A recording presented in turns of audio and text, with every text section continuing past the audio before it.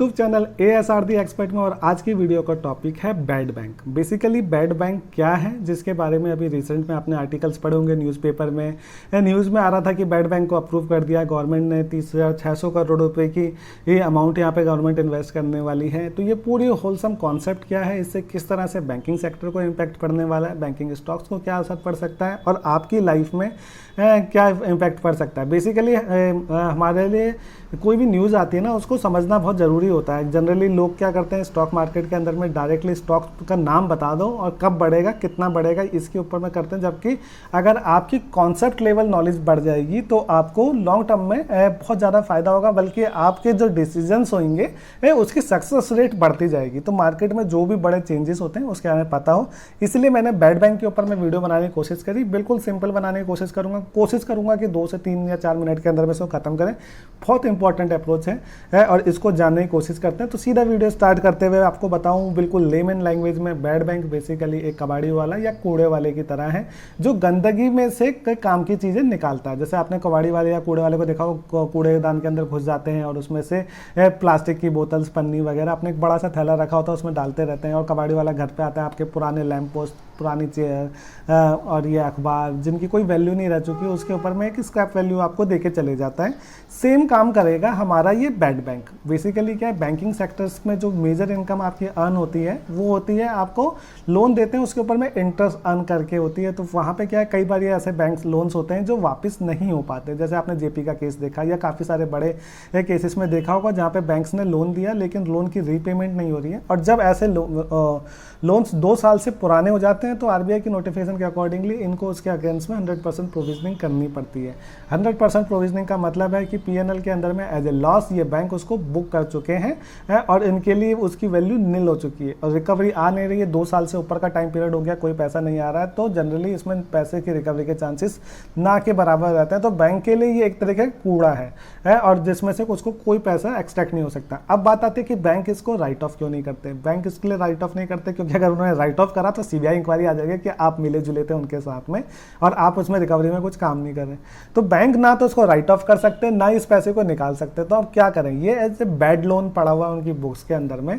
अब ज़रूरत पड़ती थी इसमें कि कोई एसेट रिकवरी एजेंसी हो जो इस पैसे का उस लोन को खरीद ले बैंक से। बेसिकली अगर 1000 करोड़ का लोन है, मैं बोलूँ क्या मेरे को उस बंदे से 1000 रुपये लेने, लेकिन मैं ला नहीं पा रहा हूँ, तो आप मेरे से 200 रुपये में ले लीजिए और आप 1000 रुपये उससे ले लीजिए, 200 मुझे दे दो और आप उससे पैसा रिकवर कर लो। सेम सिनारियो यहाँ पे बैड बैंक का है।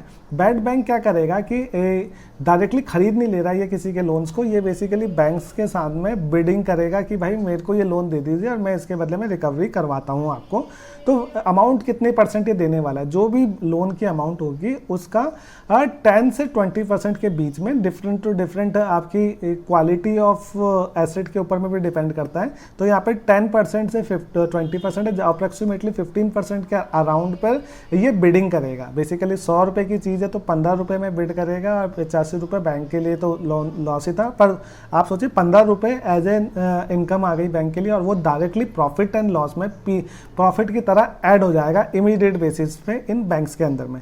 अब बात आती है कि इसको बनाने की ज़रूरत क्यों पड़ी। अगर आप बैंकिंग सेक्टर में पूरा देखें तो जो कैलकुलेशन करवाई गई कि बैड लोन्स कितने हैं, अप्रॉक्सीमेटली 2 लाख करोड़, ये अमाउंट को याद रखना, 2 लाख करोड़ की एक अमाउंट है जो कि बैंक्स ने अपने उसमें एज ए बैड लोन के अमाउंट में डाल रखी है। अब इसको सॉर्ट आउट करने के लिए बैंक्स उसको बिड करने वाले मतलब ये जो बैड बैंक है उसको बिडिंग करेगा और यहाँ पे कम्पीट करेगा दूसरी प्राइवेट एसेट रिकवरी एजेंसीज के साथ में इस अमाउंट को लाने के लिए। अब प्राइवेट एसेट रिकवरी एजेंसी क्यों नहीं सक्सेसफुल है और बैड बैंक की सक्सेस के चांसेस ज़्यादा क्यों हैं, बेसिकली ये ज़्यादा पॉजिटिव अप्रोच क्यों है, क्योंकि इसको गवर्नमेंट बैक करेगी। गवर्नमेंट नहीं है ये बैड बैंक, NARCL जो आप बोल सकते हैं, ये गवर्नमेंट की एजेंसी नहीं है पर गवर्नमेंट इसको बैकअप देगी।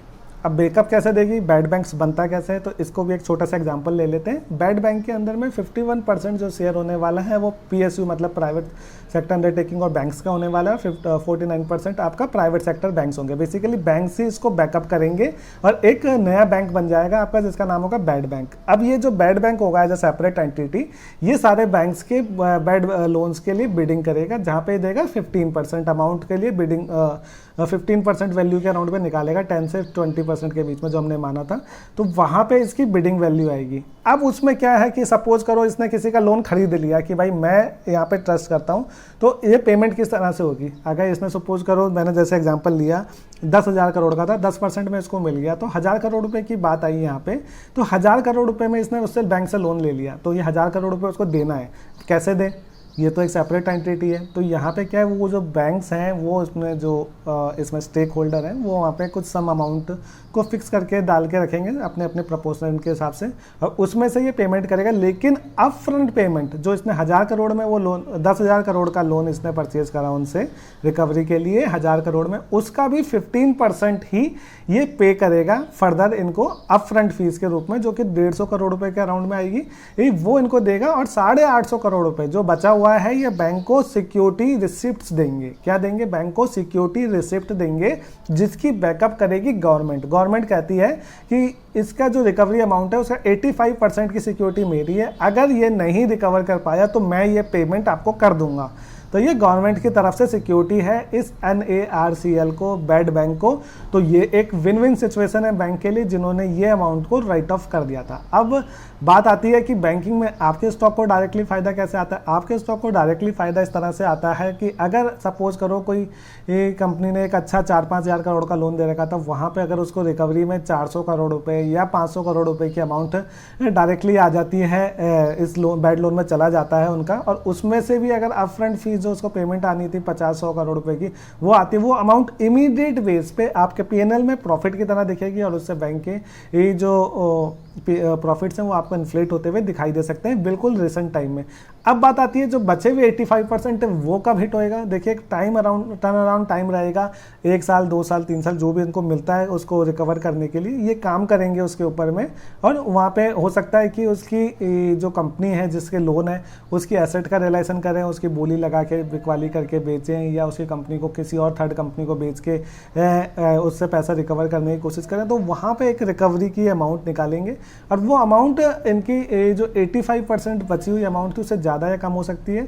जितना भी होगा वो पूरा का पूरा सेटल्ड हो जाएगा। एक छोटा सा एग्जांपल लेते हैं, मैं आपको सीट में दिखाता हूँ। 10,000 करोड़ का एक लोन है जिसमें 10% के ऊपर में इन्होंने बिडिंग करी, ये जीत जाते हैं। 1,000 करोड़ रुपए के साउंड में इसकी वैल्यूएशन निकली, उसमें से ये 150 करोड़ रुपए इनको इमीडिएट बेस पे उस बैंक को दे देंगे। अब बचते हैं 850 करोड़, ये सिक्योरिटी रिसिप्ट होगी बैंक गवर्नमेंट की तरफ से।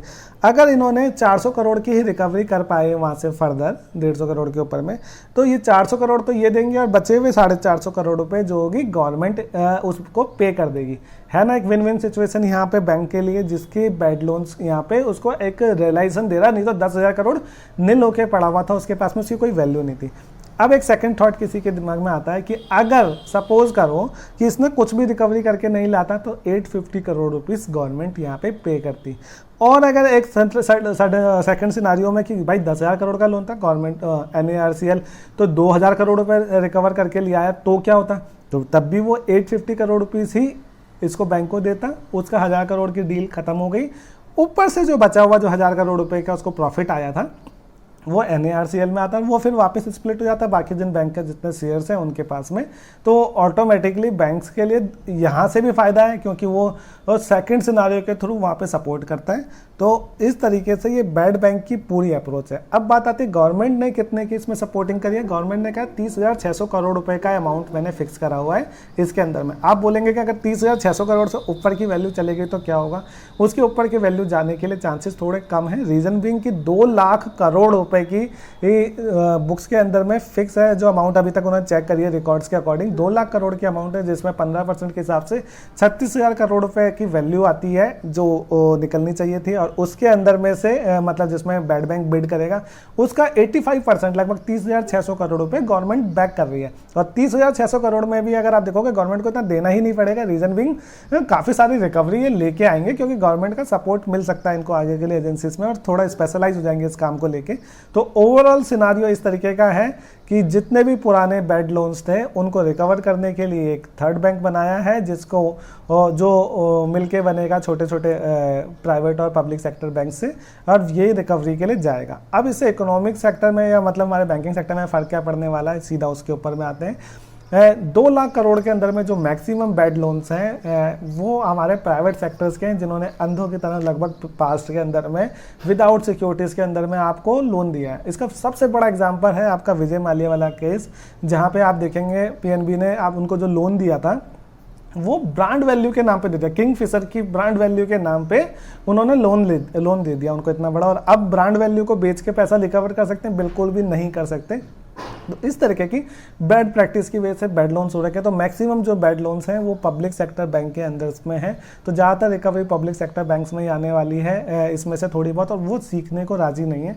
पर क्या होगा कि जब बैड लोन काम करेगा, बैड बैंक काम करेगा, तो यहाँ पे एक इकोसिस्टम बनेगा जहाँ पे आपने क्या क्या गलतियाँ करी रिकवरी करते वक्त में, आपको क्या कहते हैं अच्छा एक मॉडल क्रिएट हो सकता है कि ताकि आगे के लिए जो लोन सिस्टम होगा वो ज़्यादा रोबस्ट हो और ज़्यादा लॉसेस ना हो, और आपके काफ़ी सारे बैंक्स के अंदर में पैसे आते हुए दिखाई दे सकते हैं। गवर्नमेंट ने एक अच्छा इनिशिएटिव शुरू करा है, कोशिश करी है कि जो पास्ट में गलतियाँ हो चुकी हैं वो आगे ना हो। उम्मीद करता हूँ इस वीडियो के थ्रू आपको बैड बैंक के रिगार्ड में जितनी नॉलेज में दे सकता था अपनी तरफ से कोशिश करिए। फिर भी अगर आपके कोई सवाल या जवाब हो तो आप कमेंट बॉक्स में डाल सकते हैं। Thank you very much for watching.